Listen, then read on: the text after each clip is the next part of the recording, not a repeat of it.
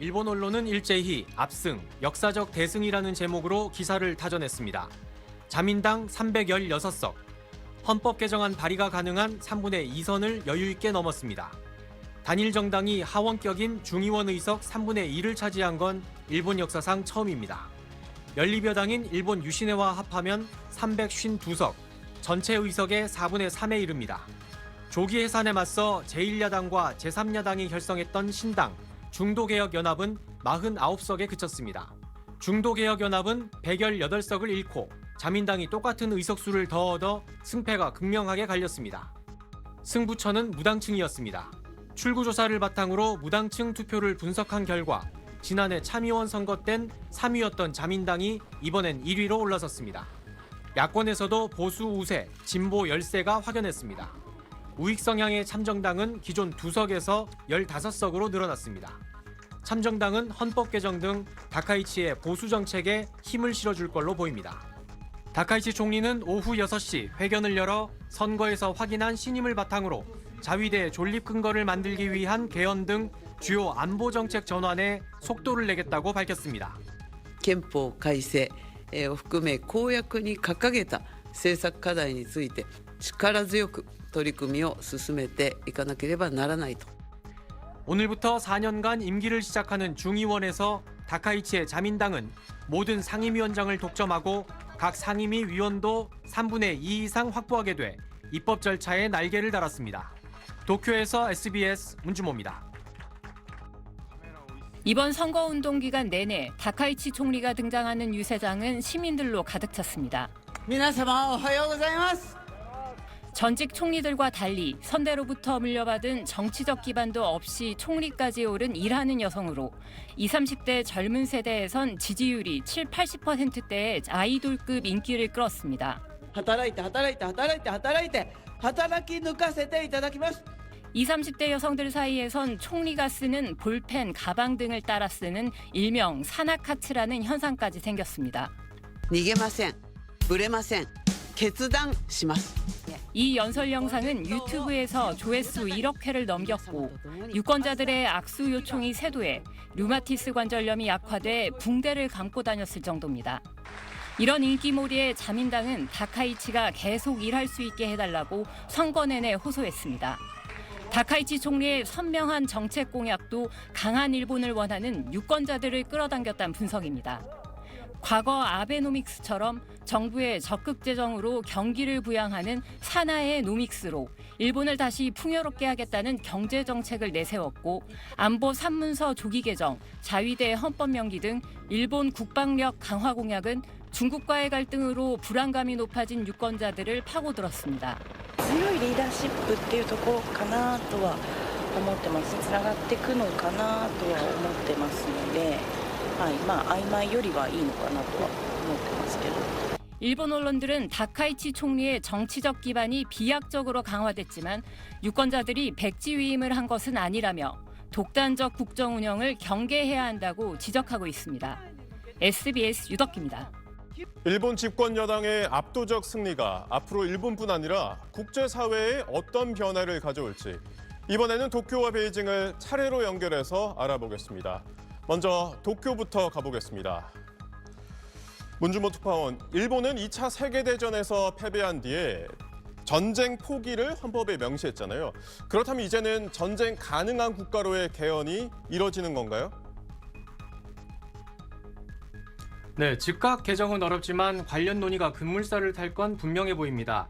일본 헌법은 1947년부터 바뀐 게 없는데 헌법 구조는 전쟁과 무력 행사를 영구적으로 포기하고 육해 공군 보유를 금지해 평화헌법이라고 부릅니다.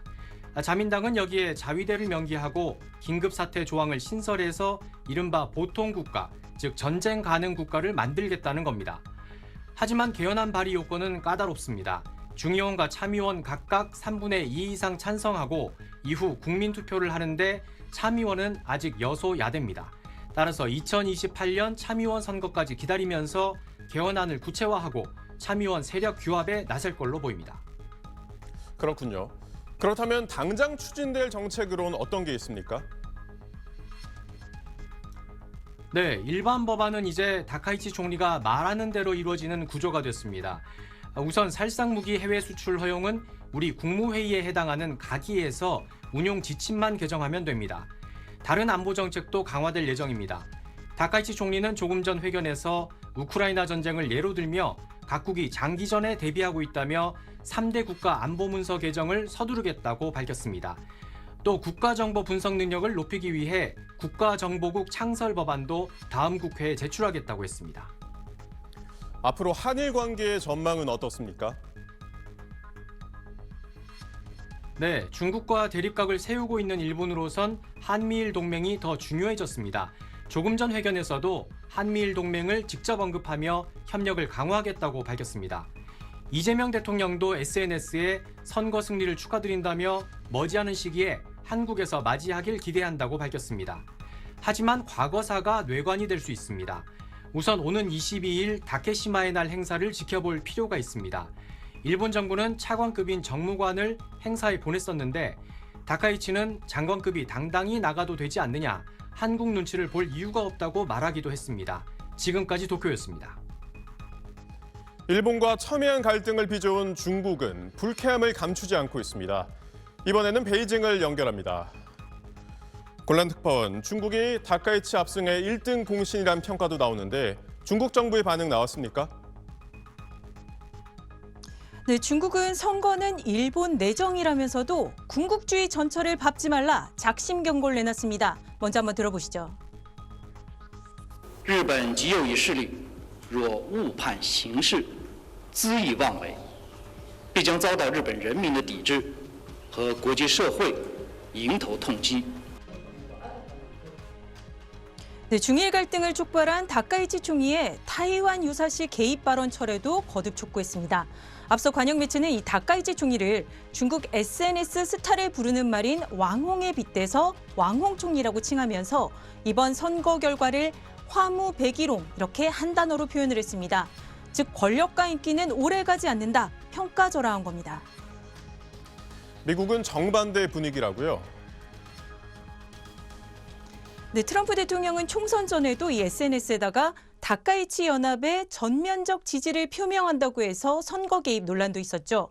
총선 직후에도 SNS로 다카이치의 우경화 행보를 공개 지지했습니다.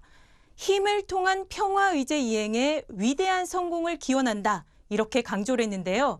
이 트럼프 행정부의 인사들도 힘을 보탰습니다. 들어보시겠습니다. And when Japan is strong, the U.S. is strong in Asia. 네, 평화 헌법 개정과 재무장을 추진하는 다카이치를 통해서 중국을 견제하고 또 동시에 동북아에서도 미국의 군사적 부담도 덜 수 있다는 계산이 읽히는 대목입니다. 네, 미국과 일본이 한층 더 밀착하는 분위기인데 앞으로 중일 관계는 어떻게 될까요? 네, 중국 정부는 일단 이 한 차례 선거로 대일 정책이 바뀌진 않는다, 이렇게 강조를 했습니다. 하지만 중국 일각에선 더 험악한 일본을 맞닥뜨리게 될 거라면서 달라진 대응을 촉구하기도 합니다.